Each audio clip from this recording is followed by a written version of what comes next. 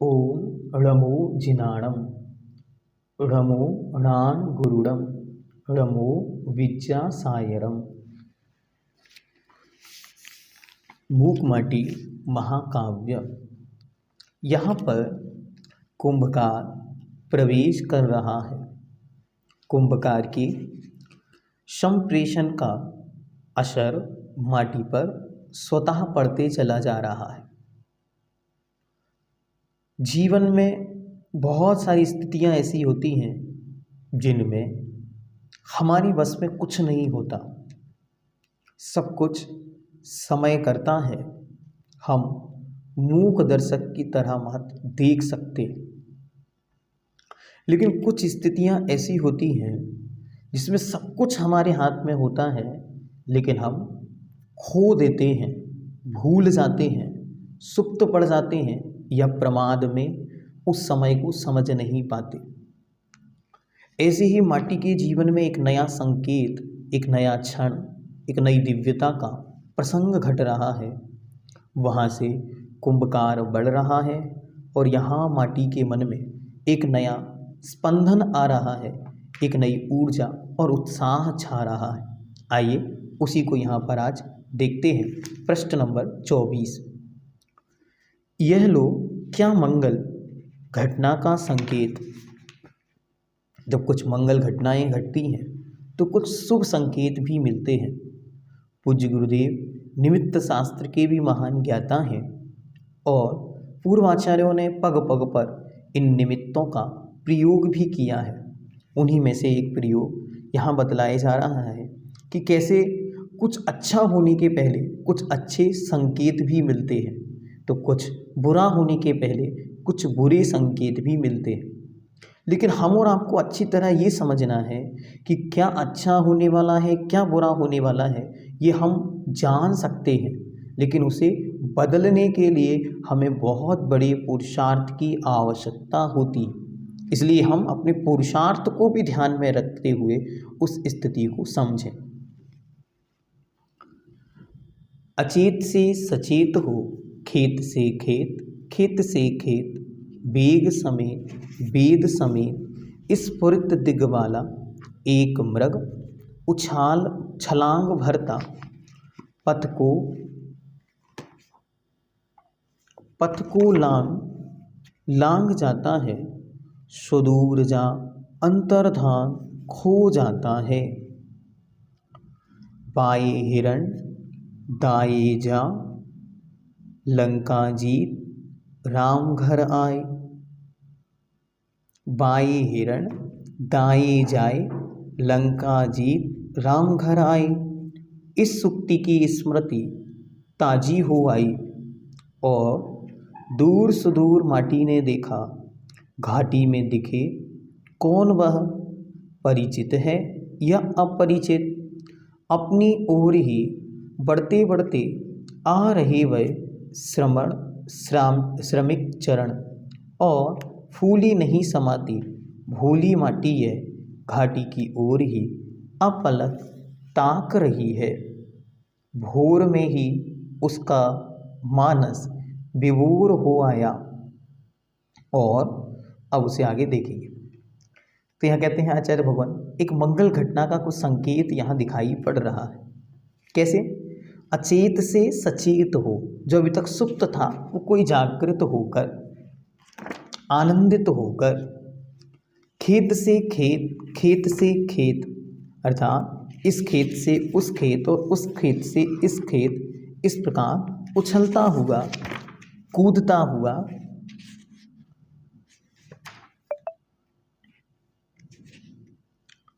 स्फुरित दृग वाला, जिसके बहुत ही एक प्रकार से चमकते हुए नेत्र हैं, यह दृष्टि जिसकी बहुत अच्छी है, ऐसा एक मृग छलांग भरता पथ को लांग जाता है, सुदूर जा अंतर्धान हो जाता है।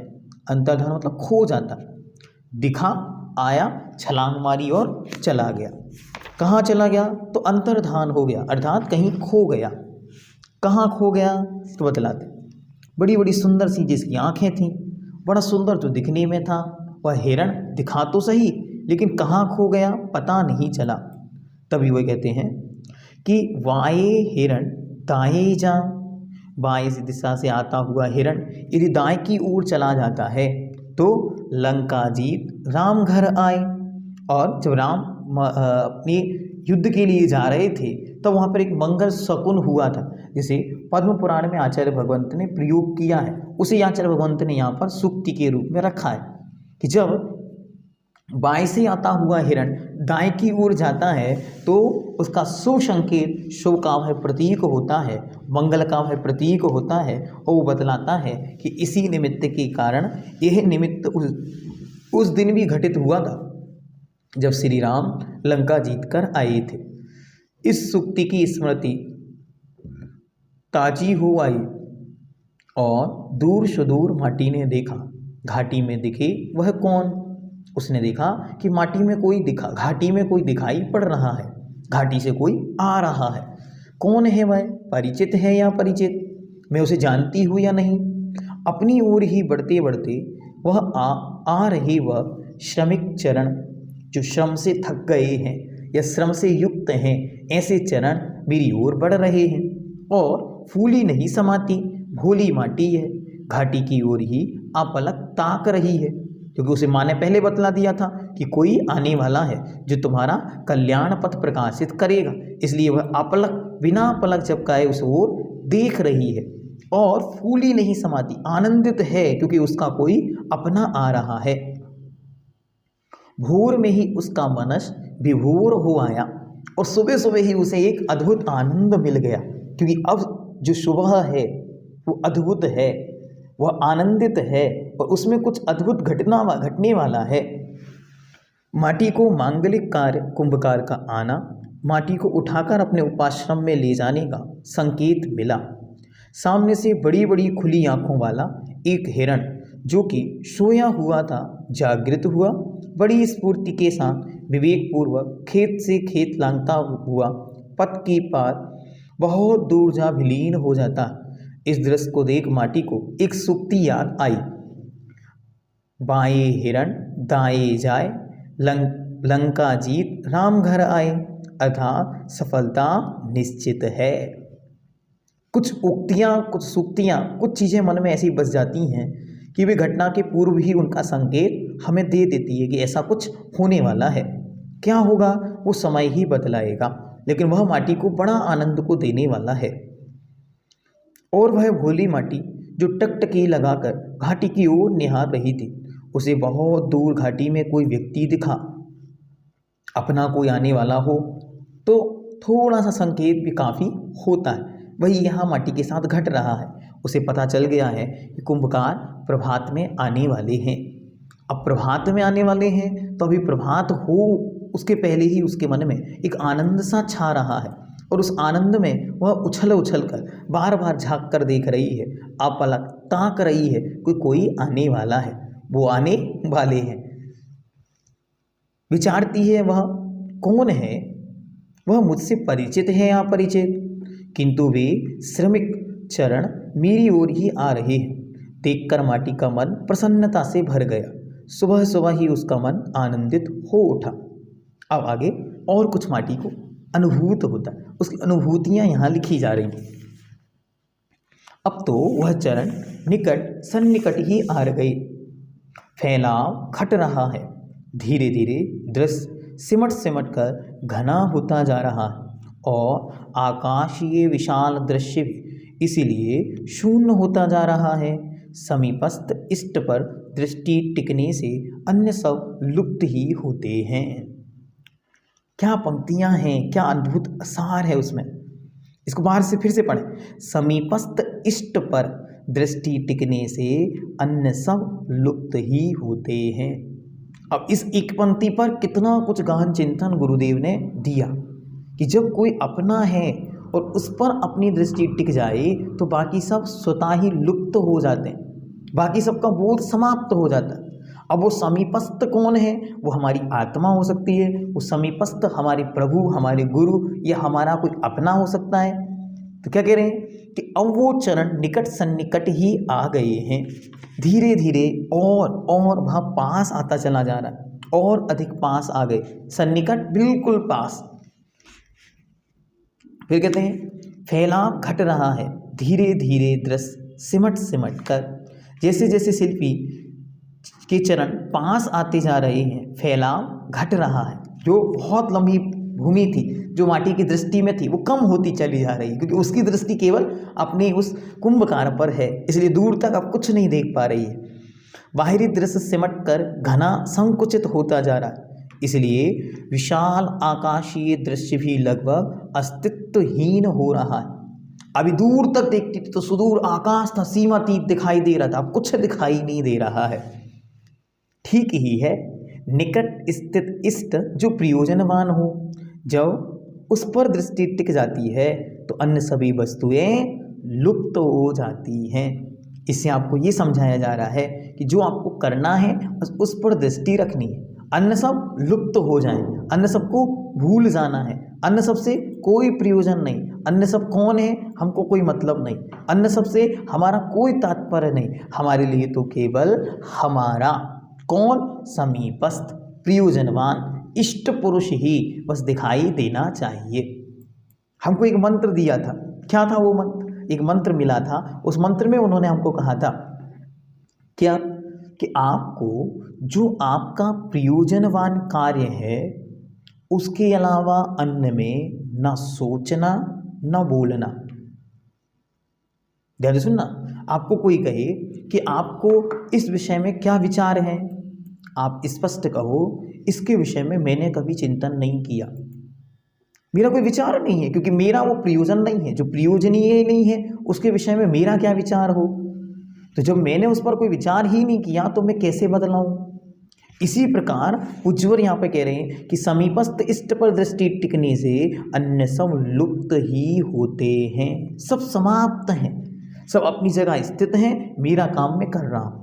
यही हमें मंदिर में करना है, यही हमें जीवन में करना है, यही हमें स्कूल में करना है, यही हमें किसी भी कॉम्पिटिटिव एग्ज़ाम्स की तैयारी में करना है, और यही हमें अपने जीवन को उज्ज्वल और उन्नत बनाने के लिए करना है कि जो हमारा प्रयोजनभूत है बस उस पर हमारी दृष्टि हो, अन्य सब लुप्त हो जानी चाहिए।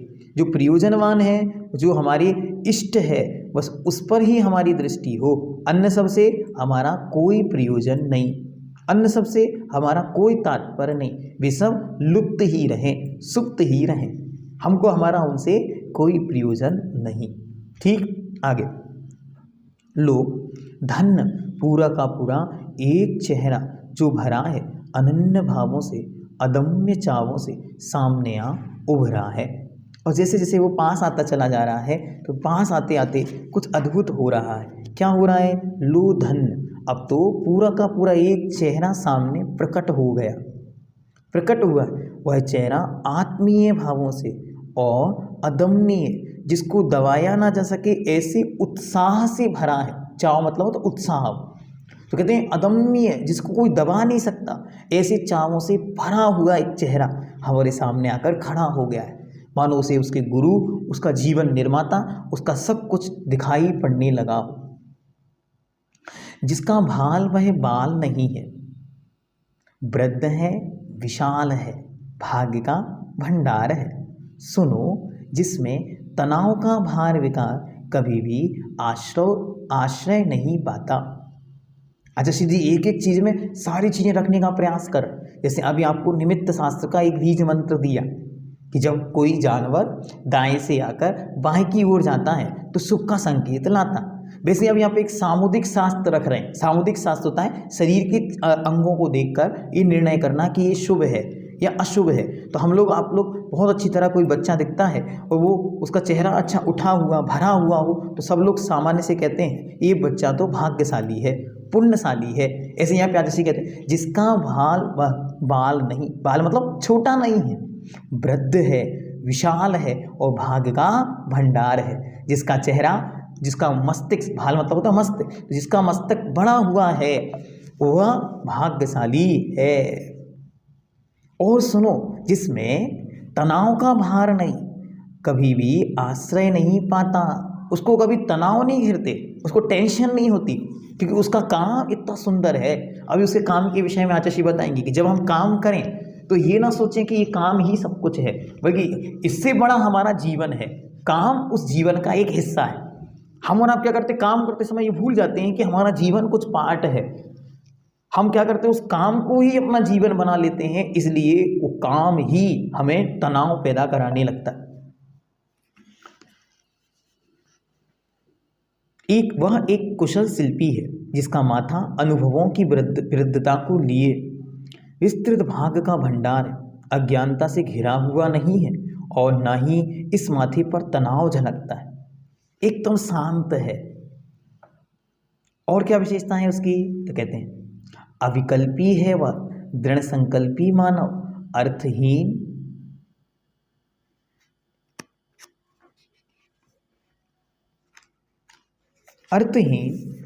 जलपन अत्यल्प भी जिसे रुचता नहीं कभी।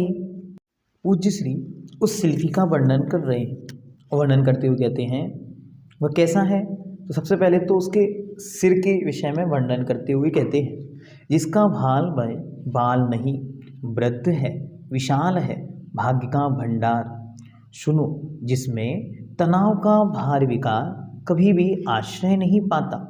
अर्थात वो शिल्पी कैसा है, पहले तो उसके चेहरे के विषय बताया, वो उत्साह से भरा हुआ है, ठीक है, गंभीर है। वह एक कुशल शिल्पी है जिसका माथा अनुभवों की वृद्धता को लिए हुए विस्तृत भाग्य का भंडार है, अज्ञानता से घिरा हुआ नहीं और ना ही उसके माथे पर तनाव झलकता है, तनाव से मुक्त है। फिर कहते हैं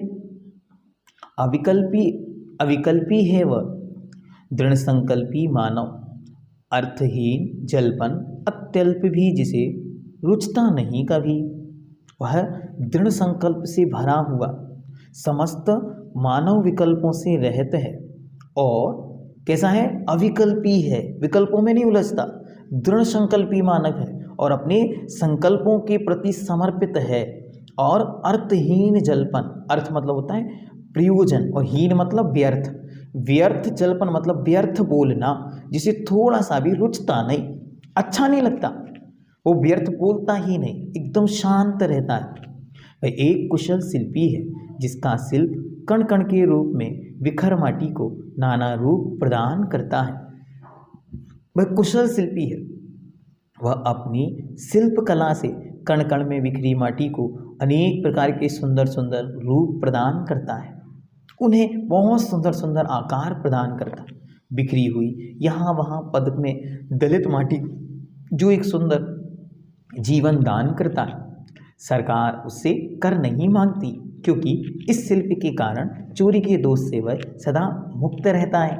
देखो आचार्य जी ने यहाँ पे वो पंक्ति दे दी, कौन सी पंक्ति, इसे अचौर्य के अंदर रखा, जहाँ किसी भी रूप में राज आज्ञा का विरोध नहीं करना।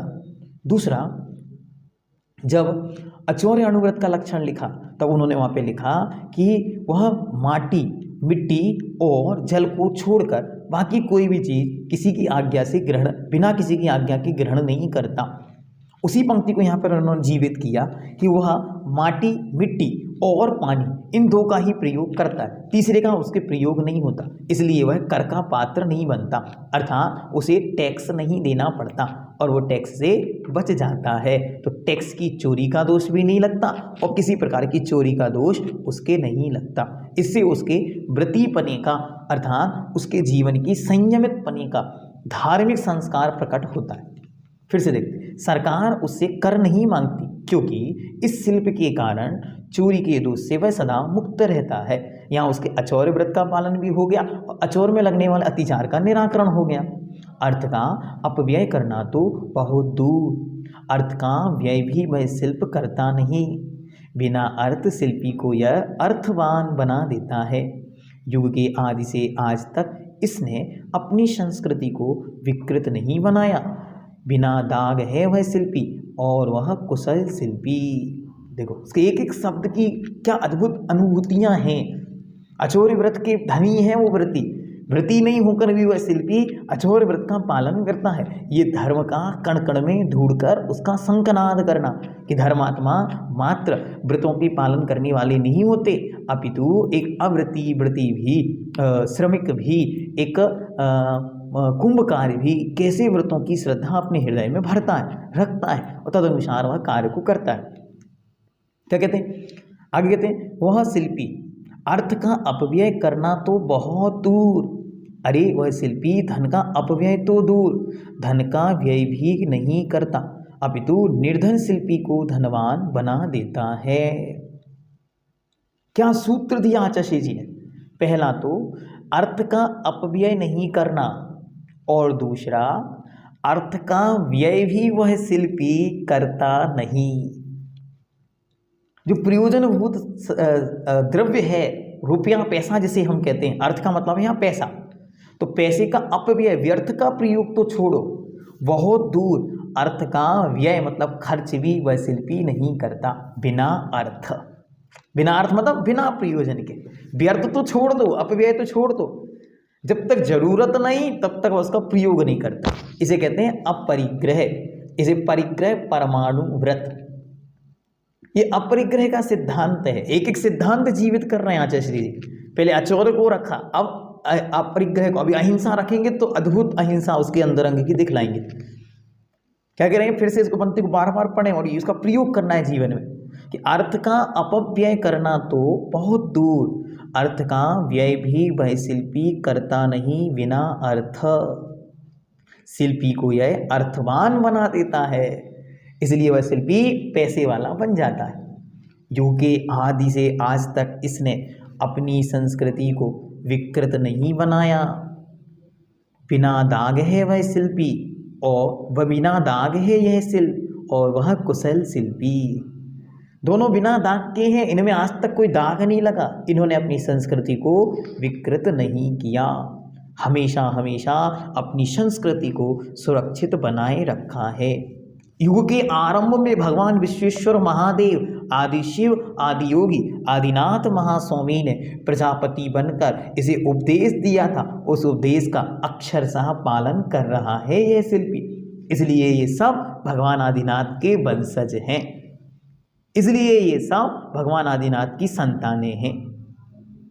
किसी को हीन दृष्टि से जब तक देखने का भाव है तो 100 विकल्प हैं, लेकिन किसी को ऊंचा उठाने का जो संकल्प पूज्य गुरुदेव ने कर लिया है तो उसे कहाँ उसको पहुंचा रहे हैं कि उसने आज तक अपनी संस्कृति को विकृत नहीं बनाया, इसलिए वो बिना दाग है।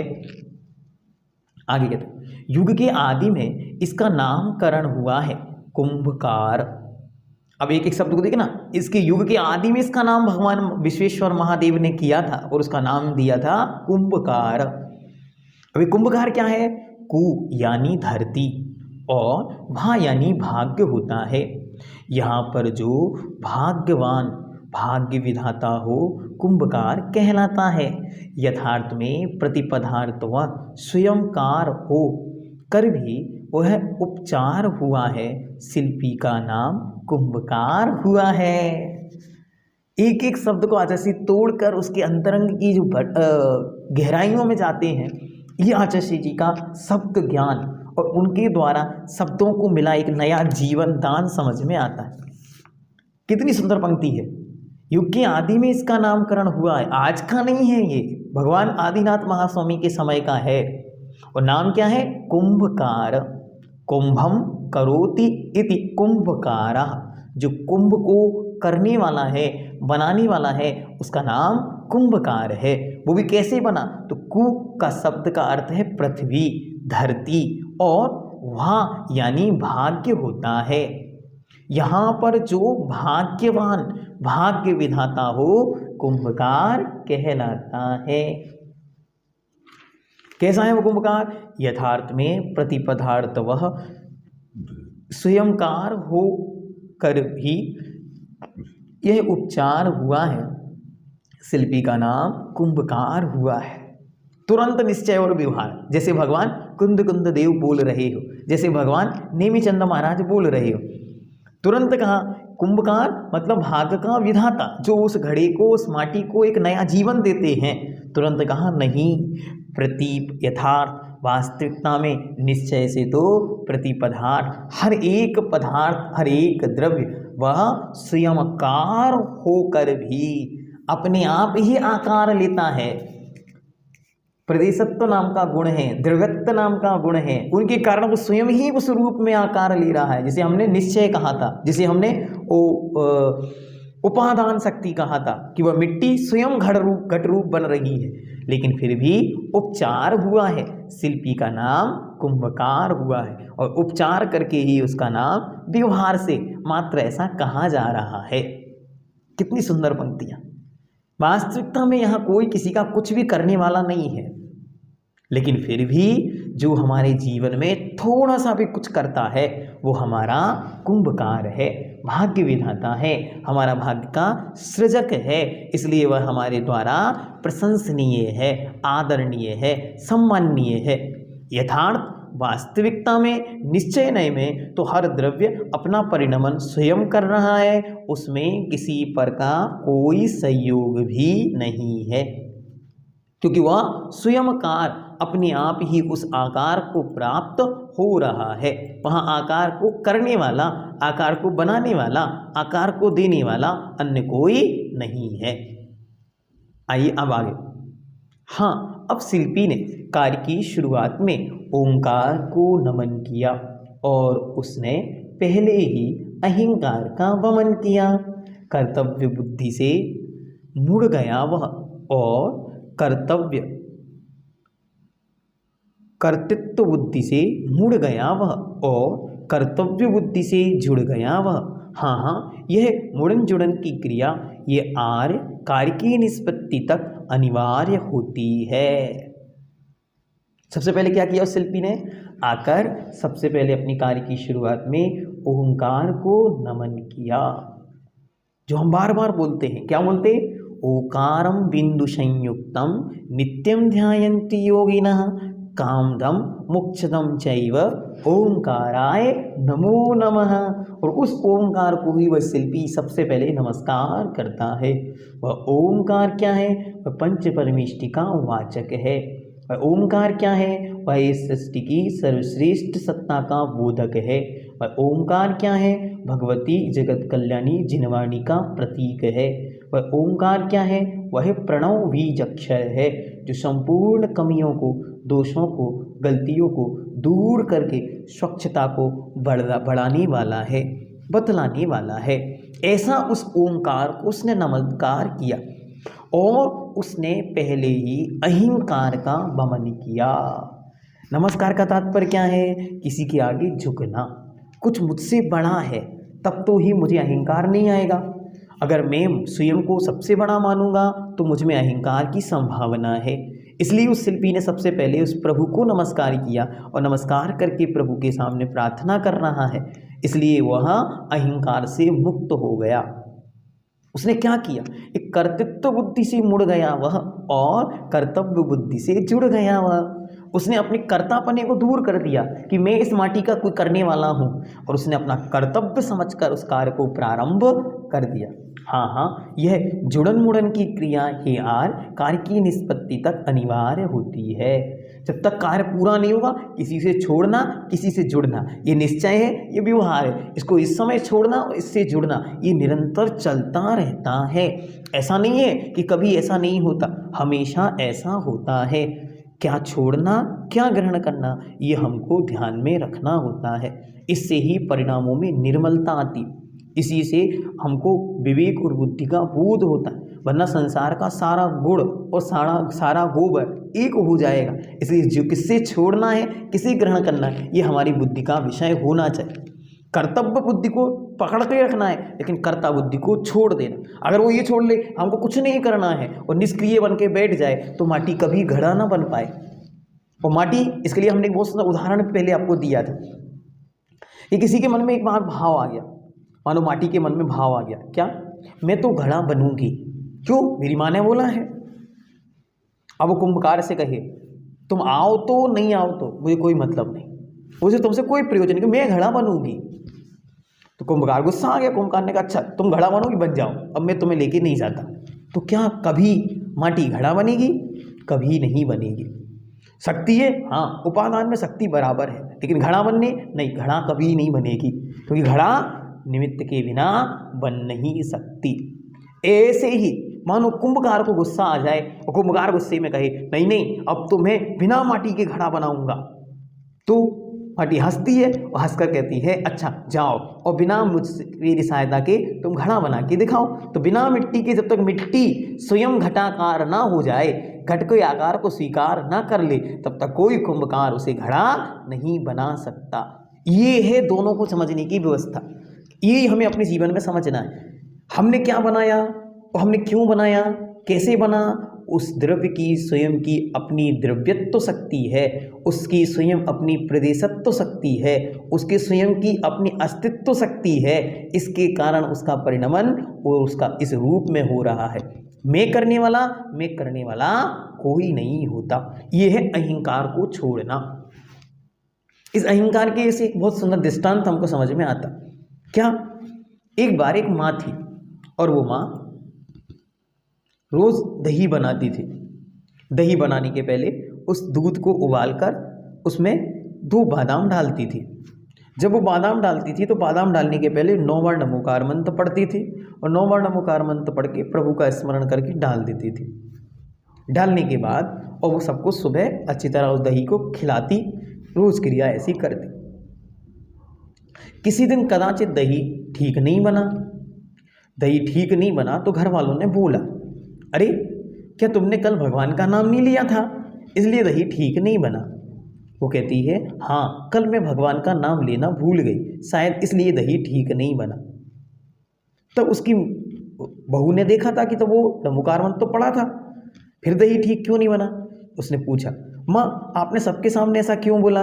वो कहती है बेटा, न दही नमोकार मंत्र बनाता है और न दही मैं बनाती हूँ, अपितु दूध ही अपनी पर्याय में विकृत होता है। विकृत मतलब खराब नहीं, विकृत मतलब परिणमित, चेंज होता है तो वह दही बन जाता है। कभी वह अच्छा होता है, कभी वह बुरा हो जाता है, लेकिन अच्छा बने तो मुझे अहंकार ना आए, इसलिए मैं नमोकार पढ़ती हूँ। और आज गड़बड़ बना तो इनकी श्रद्धा ना डगमगाए, इसलिए मैंने कह दिया कि मैंने नमोकार नहीं पढ़ा। ये होता है कार्य करने का प्रयोजन। जब हम कार्य करते हैं तो इतने सुंदर बन जाएं कि कार्य करते समय कर्ता बुद्धि समाप्त हो जाए, मैं करने वाला कोई नहीं, कार्य स्वयं में हो रहा है, हम तो मात्र दर्शक हैं। कैसे दर्शक? मूक दर्शक, बस देखते हैं, कार्य अपने में हो रहा है। ऐसे ही हम घर गृहस्थी प्रयोजन सारे जो संसारिक कार्य करते उनमें भी हम इतने ही सहज बने। कितने सहज रहे कि ओमकार को नमन किया और कार्य का प्रारंभ किया। कार्य का जो आरंभ हुआ है उसमें मैंने अपने अहंकार का वमन किया। मैं करने वाला कोई नहीं। कर्ता बुद्धि से अहंकार आएगा, कर्ता बुद्धि से अहंकार बढ़ेगा, कर्ता बुद्धि से ममकार बढ़ेगा, कर्ता बुद्धि से ऐसा लगेगा ये कार्य मेरा है। और जैसे ही कर्तव्य बुद्धि आएगी तो ये मेरा कर्तव्य है और मुझे इसे पूरा करना है। अब आगे शुरुआत होती है कुछ अद्भुत रहस्यों की, क्योंकि अब माटी की यात्रा प्रारंभ होगी। माटी ने शायद कभी नहीं सोचा था यात्रा इतनी कठिन होगी। क्यों? जब कोई अच्छे रास्ते पर चलता है तो शायद शुरुआत में वो नहीं समझ पाता है कि क्या होने वाला है, लेकिन बहुत कुछ होता है। तो जो होने वाला है उसे स्वीकार करने के लिए ही इतना कुछ मंत्र उसके सामने दिया गया था। क्यों? क्योंकि हे माटी, अब प्रारंभ होगी तुम्हारी यात्रा, अब बहुत कुछ सहन करना पड़ेगा तुम्हें। ऐसे ही थोड़ी ना होती है ये यात्रा, कोई सरल और सहज थोड़ी ना है ये यात्रा। ये यात्रा है एक पत्थर से भगवान बनने की, ये यात्रा है बिखरे बिखरे कणों से एक सुंदर कलश बनने की, ये यात्रा है निगोद से निकलकर अनंत सिद्धत्व की, ये यात्रा है परम उन्नति की। तो परम उन्नति पाना कोई सरल और सहज थोड़ी ना होता है, बड़ा कठिन होता है। इसलिए यात्रा का सूत्रपात करना है तुम्हें। तो क्या बोलना? समर्पित हो जाना है, कुछ बोलना नहीं है तुम्हें, मात्र देखना है। क्या देखना है? उस सेवा को और उस शिल्प कर्म को, शिल्पी के द्वारा किए जाने वाले कार्यों को मात्र नोटिस करना है। तुम्हें कुछ बोलना नहीं है, शांति मौन के साथ स्वीकार करना है। आइए उस स्वीकृति की से उसने सहन करने का संकल्प बनाया तो आगे क्या होगा देखते हैं।